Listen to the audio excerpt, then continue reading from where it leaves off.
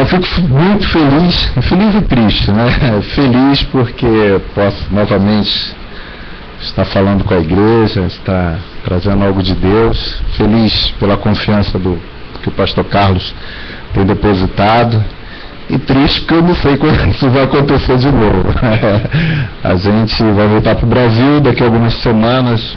Ainda não tem a data certinha não, mas então isso foi um dos motivos porque depois que o pastor falou comigo semana passada, eu comecei a buscar em Deus, o que eu devo falar? E várias coisas, o Éber pensava em várias coisas, né?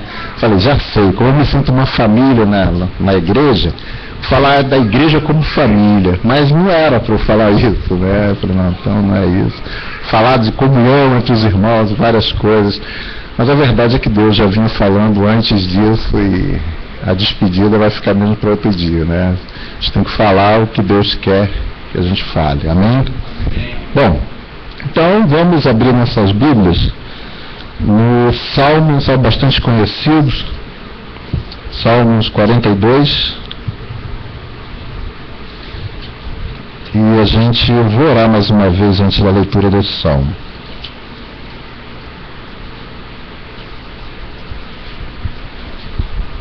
Todos acharam? Amém? Então vou orar. Senhor Deus eterno Pai, nós glorificamos o Teu santo nome, porque Tu és nosso Deus, porque Tu cuidas de nós, ó Pai.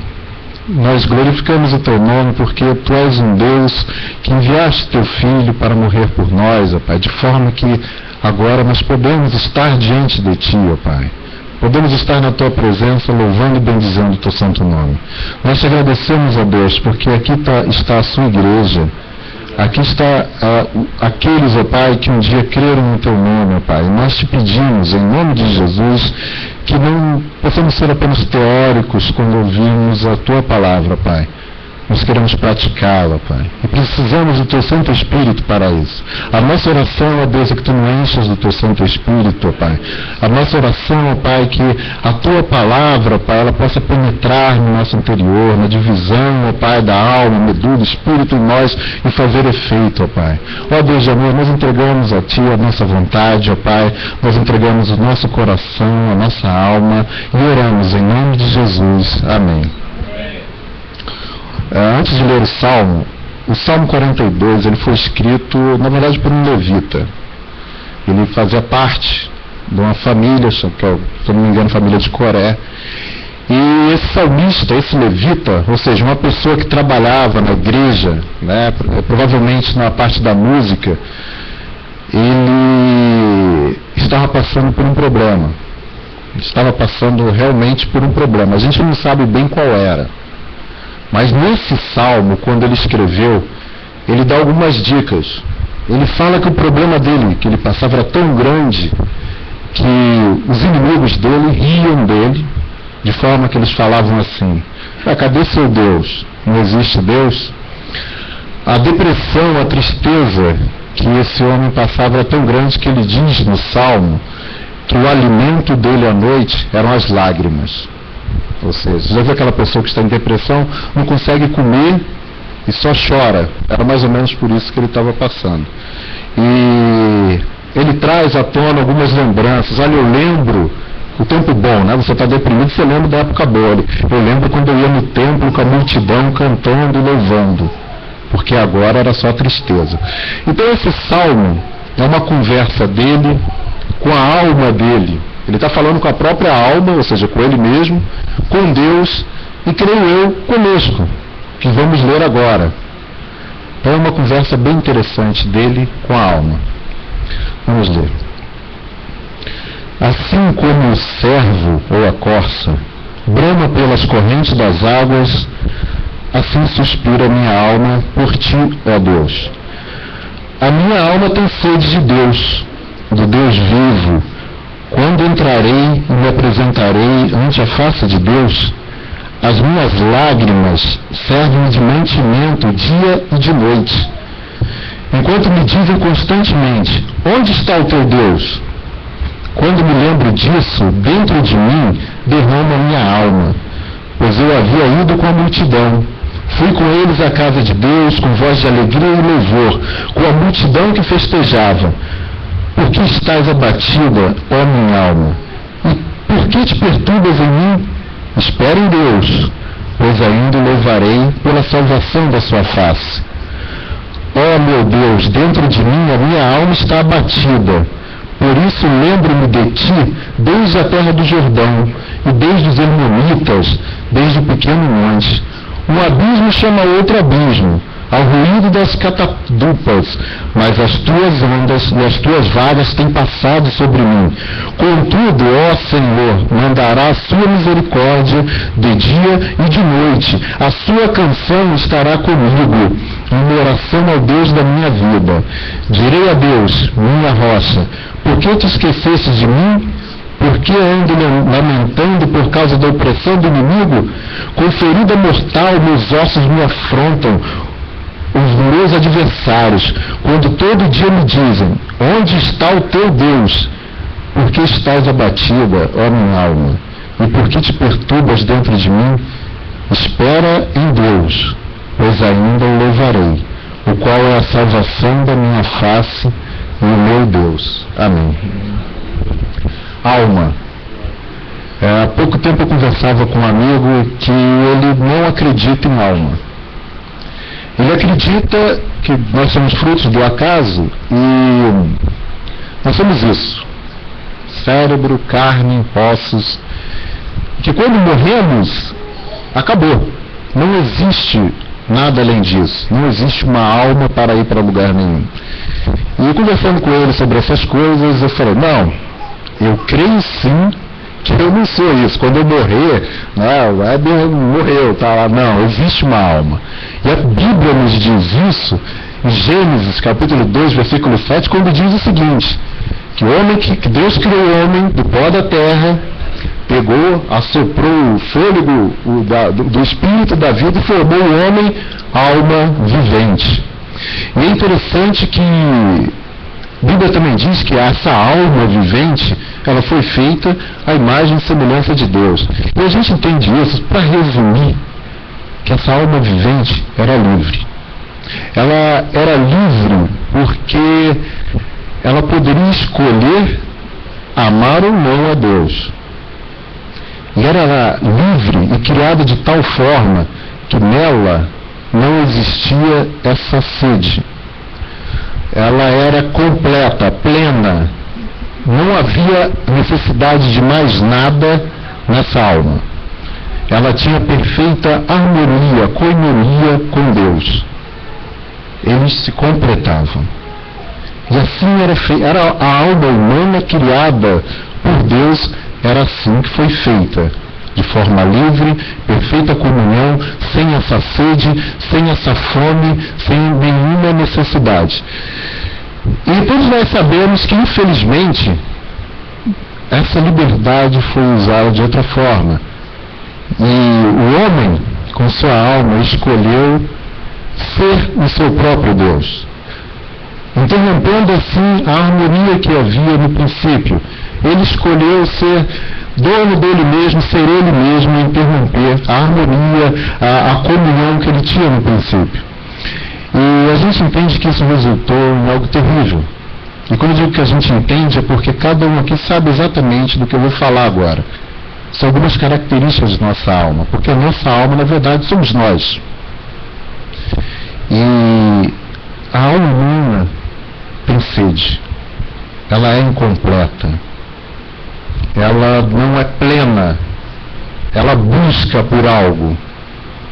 E eu entendo duas características. Uma é essa, que nada consegue, parece, por mais que o homem busque, ele tem essa dificuldade de encontrar algo que satisfaça a sua alma.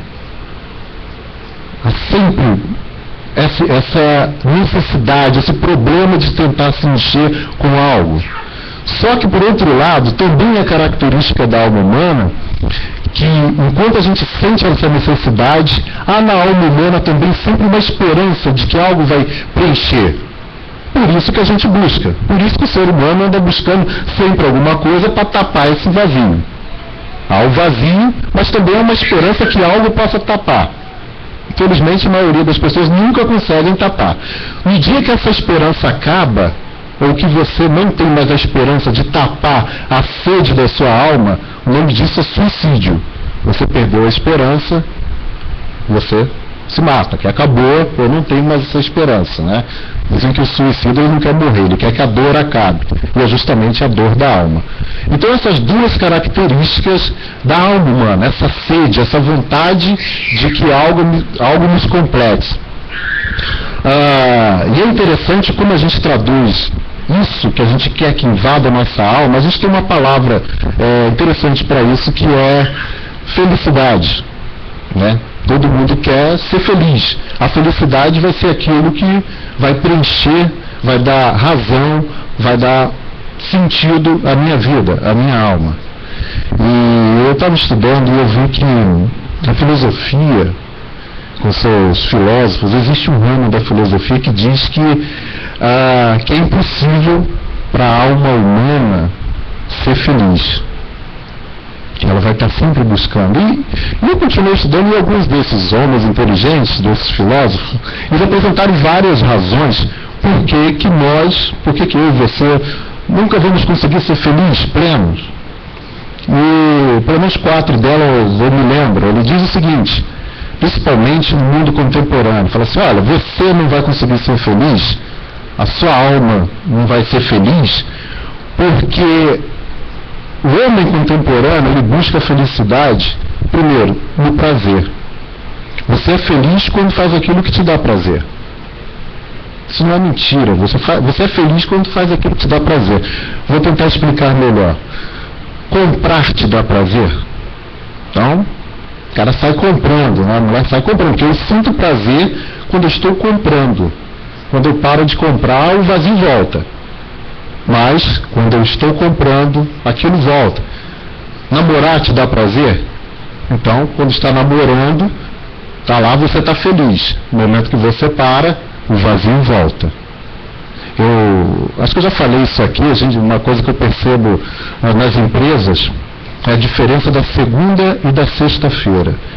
Segunda-feira a pessoa chega se arrastando, não me fala bom dia, porque eu estou indo trabalhar e aquilo não me dá prazer. Se não me dá prazer, eu não sou feliz. A minha alma está triste. Na sexta-feira, é todo mundo sorrindo. Hoje é sexta-feira, as pessoas me ligam já sorrindo. É sexta-feira, daqui a pouco eu vou para o happy hour e eu vou fazer aquilo que me dá prazer. Eu vou beber, eu vou namorar, mesmo que essa felicidade dure somente algumas horas. Mas a busca pelo prazer é o que daria felicidade para a alma humana, mas ela não consegue ser contínua, não consegue preenchê-la. E como não consegue, mesmo se você conseguisse todo o prazer que deseja o tempo todo, esse prazer se tornaria em tédio e você não seria feliz.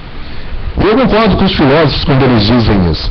E eles falam de um segundo ponto, por que a alma humana não é feliz, o qual eu concordo também, que é o desejo. Olha, eu sou infeliz, mas o meu desejo, eu tenho um sonho. O meu desejo é que um dia que eu seja promovido a presidente da Petrobras, virei presidente lá. Aí a partir desse dia, quando eu conseguir isso, a minha alma vai estar repleta de alegria e eu vou ser feliz para sempre. Eu nunca mais vou ter problemas, nem tristeza, nada que afete a minha alma. Só que isso é uma mentira. A nossa busca por sonhos, olha, eu sou infeliz, mas no dia que eu casar com o Guinho, ele é bonito, ele é maravilhoso, ou com a Mariazinha, no dia que a gente casar, estiver ali no altar, a partir desse dia eu vou ser feliz para sempre. Não vai. Você vai ter esse momento de felicidade ao lado da pessoa que você ama, mas os problemas virão. E não é o suficiente para satisfazer, para completar a sua alma. E eu acho que Jesus deixou isso bem claro quando ele fala lá em Lucas, no Evangelho de Lucas, sobre o rico insensato. É uma parábola bastante conhecida. Ele fala de certo homem que já era próspero, né? A herdade dele lá, a fazenda estava produzindo muito, ele já tinha muito. E ele, o que eu vou fazer com isso tudo? Eu quero mais. Minha alma ainda não está legal, eu quero mais. O que eu vou fazer com isso tudo? E ele falou, já sei, eu tenho os meus celeiros, onde eu guardo a minha produção, vou derrubar tudo, vou guardar tudo em celeiros maiores, até o ponto que eu vou falar, agora a alma descansa, se alegre, que tem que estar tudo certo. Agora eu tenho... Esse é mais ou menos o chamado sonho americano, né? A gente tem muito isso. Ou seja, muito dinheiro no banco, a casa maravilhosa, é justamente isso que ele queria. E Jesus disse uma coisa para ele: louco, insensato, essa noite pedirão a sua alma. E o que tens preparado, para quem será? Eu acredito, teve um pastor aqui que falou que o que ele tem preparado vai ser para o benzinho, né? Vai ser para o que casar com a esposa dele. Mas também a realização de um desejo não é o suficiente para você ser feliz de tal forma que a sua alma esteja repleta de paz, não seja realizado de tal forma que você não repita essas palavras que o salmista repetiu para sempre. E eles falam de outro ponto, por que a alma humana ela não é feliz, por que ela não pode ser repleta de felicidade. Ele diz que é a razão. Há em nós uma expectativa de saber alguma coisa. Melhor explicando, o homem não sabe, o homem, no sentido geral, não sabe de onde vem, nem para onde vai, nem por que está aqui. E isso incomoda o homem, isso cria, ele não sabe se tem alguém no controle, se existe alguém controlando, se não existe. Isso criaria no homem algo que impediria ele, o não saber, impediria ele de ser feliz. Também incomodaria. E o quarto, eu vou parar no quarto com os filósofos. A alma humana não poderia ser feliz porque existe algo chamado sofrimento, a qual geralmente está fora do nosso controle. Você pode alcançar o prazer que quiser, os seus desejos, pode saber todas as coisas, mas você não está livre de sofrer. Não estamos livres quando entes queridos morrem, não estamos livres quando as doenças surgem, quando acidentes e tragédias nos atingem. E por causa disso, a nossa alma, segundo eles, nunca seria feliz. Bom, mas o que eles esquecem de dizer é que do tamanho do vazio que existe na alma é exatamente o que Deus pode preencher. Porque a nossa alma, do que ela tem sede, é de Deus. E não é de qualquer Deus. Como disse o salmista, é do Deus vivo. É o Deus que nos preenche, é o Deus que entra em nós e encaixa certinho. Mas no princípio a comunhão com ele foi quebrada. Só que pela palavra dele ele diz que essa comunhão pode ser restaurada. Esse vazio pode ser novamente preenchido. Ele pode ser novamente restaurado, porque a palavra diz que todos pecaram e destituídos e separados estão da glória de Deus. Mas o dom gratuito, a graça de Jesus é a vida eterna. Elas me restauram e me preenchem novamente. E a palavra também diz: buscar-me-eis e achareis quando me buscarmos de todo o vosso coração. Irmãos, aleluia, amém, mas não é assim tão simples. Buscar a Deus de todo o vosso coração, se eu buscar a Deus de todo o vosso coração, esse vazio da minha alma é preenchido. E como eu busco a Deus de todo o meu coração? Às vezes a gente pode pensar assim, já foi. Onde tiver uma porta aberta de uma igreja, eu vou estar lá buscando, ou eu vou orar, jejuar, eu vou fazer de tudo, louvar. Eu tenho que buscar, amém, irmão. Isso é muito importante. Mas antes disso existe um passo. Para você buscar a Deus de todo o seu coração, não pode ter nada no seu coração. Não pode ter pecado, não pode, mas ainda não é isso. Não pode ter você. O seu coração tem que estar livre de você, para que Deus possa ocupar. O seu coração tem que ser esvaziado de você e do seu desejo. Isso é buscar a Deus de todo o vosso coração. Então a gente começa a ver que não é tão simples. Porque quando você busca a Deus dessa forma, quando você passar por isso, quando o fogo, a água, ou seja lá que problema for vier sobre si, eles não te atingirão, porque você estará com Deus ao seu lado. Deus está habitando em você. Geralmente, a gente busca a Deus quase como um ídolo. A gente não busca a Deus como um fim. Ídolo é aquele que vai te dar o que realmente você quer.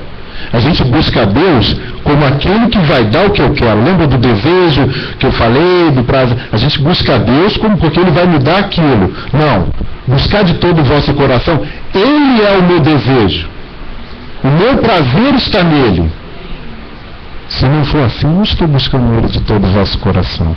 Se não for assim, eu não vou resistir. Eu não posso abrir a minha boca e falar, assim como o servo, como a corça anseia por água, eu anseio pelo meu Deus. Não, não anseio pelo meu Deus, anseio pelo que meu Deus pode me dar. Não. Buscar a Deus de todo o vosso coração, de forma que a minha alma esteja completa, é Ele ser a razão do meu desejo. Ele. Existe um homem, o sobrenome dele é Stanford. Ele foi um advogado em Chicago no século XIX. É uma história bastante conhecida essa dele. Ele disse que em 1871, se não estou enganado, a vida dele era a seguinte: crente, amém, 43 anos, esposa, um filho e 4 filhos. Os negócios não poderiam ir melhor. E esse homem, em 1971, o filho dele faleceu. 4 aninhos, ficou doente e morreu. E 5 meses depois disso, houve um grande incêndio em Chicago. E todas as economias dele, da vida inteira, foram por água abaixo. Ele perdeu tudo. Passado mais um tempo, passaram-se alguns anos, ele continuou trabalhando e ele resolveu sair de férias com a mulher e com os 4 filhos para a Europa. Mas quando eles foram pegar o navio, ele teve um compromisso de última hora, um problema, ele não pôde ir. E ele falou, não, vai com as meninas que eu encontro você lá daqui uns dias. E ela foi.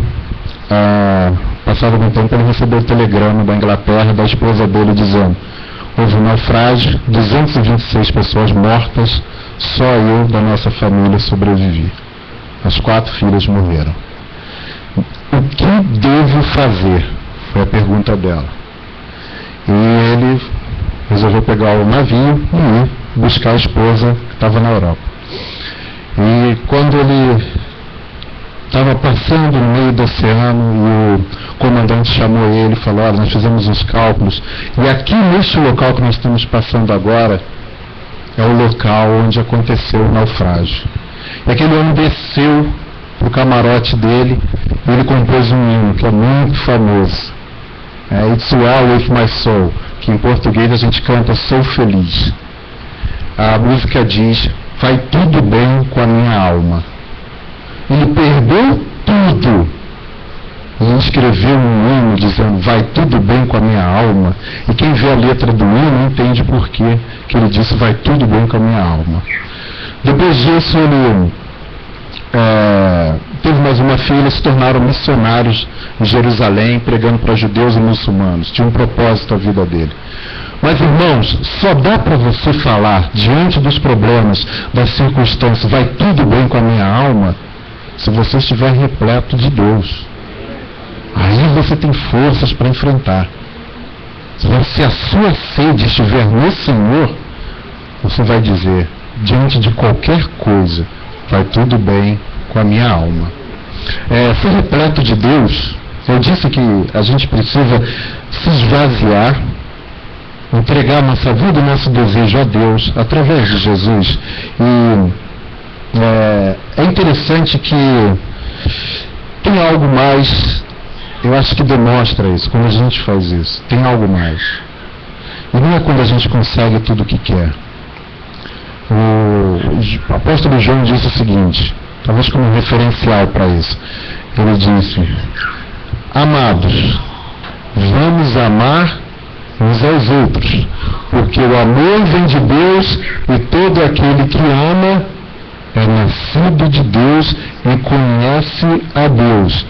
Quem não ama não conhece a Deus, porque Deus é amor.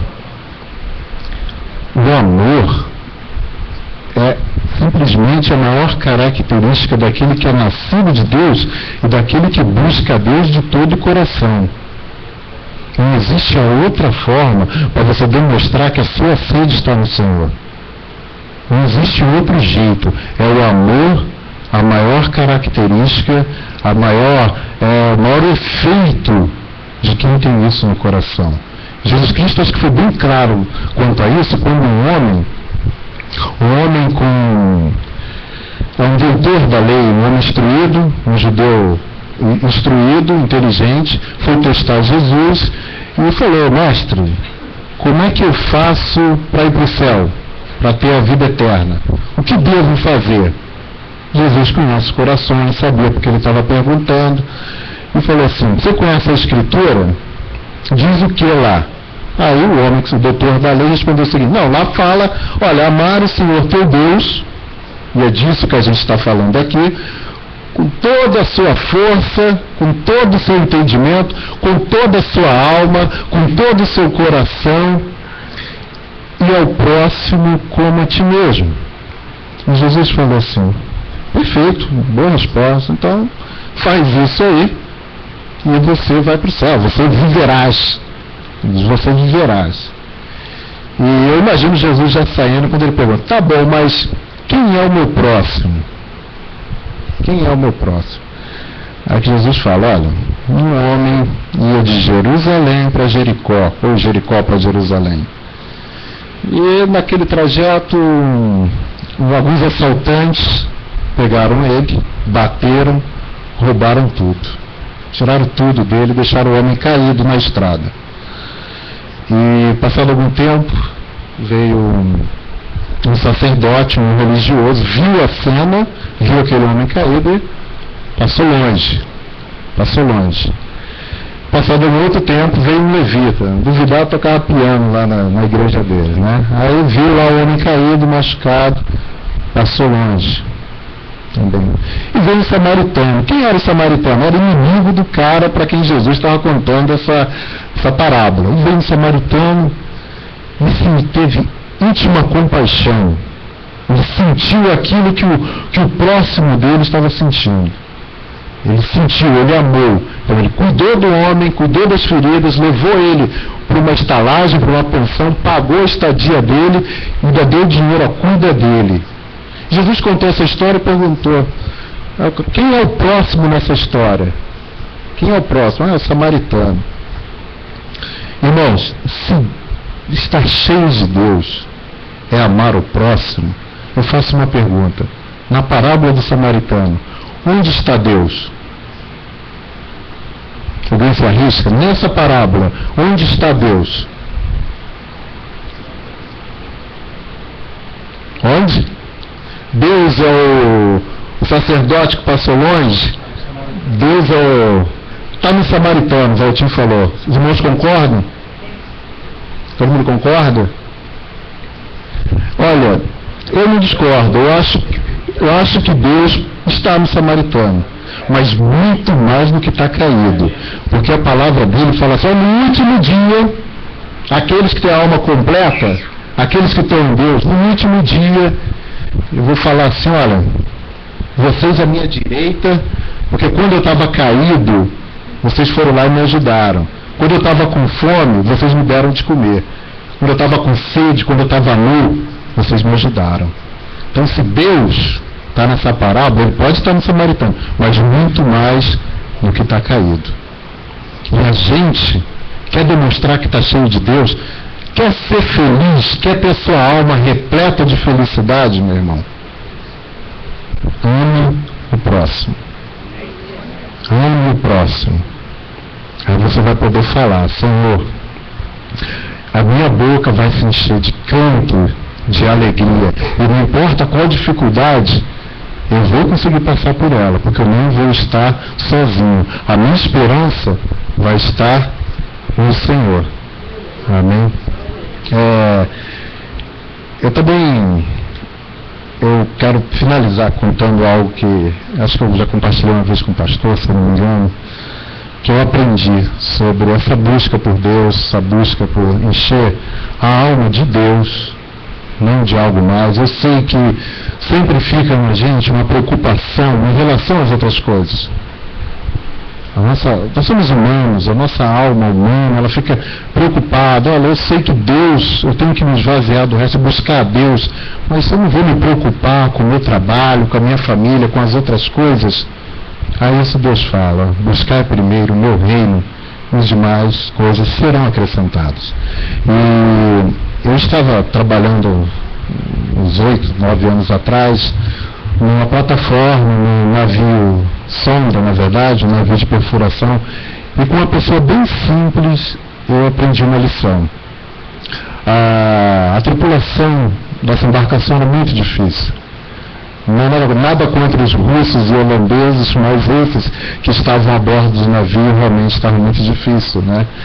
E a gente fazia alguns cultos lá, com todo mundo preocupado, não queria mais trabalhar ali, outros queriam ganhar mais, queriam promoções. E tinha um irmãozinho bem simples, e quando a gente conversava com ele só tinha uma frase na cabeça: eu quero é Deus.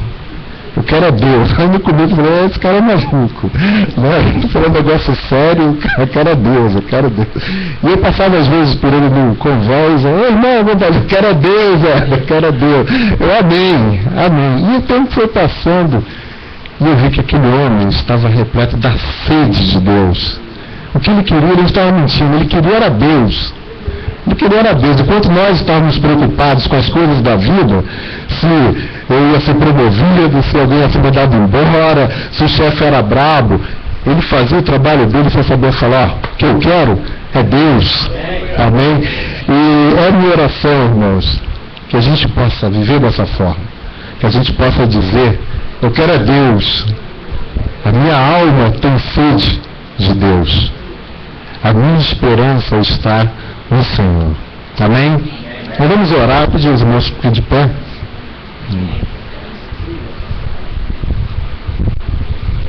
Senhor Deus, eterno Pai, nós te louvamos, ó Pai.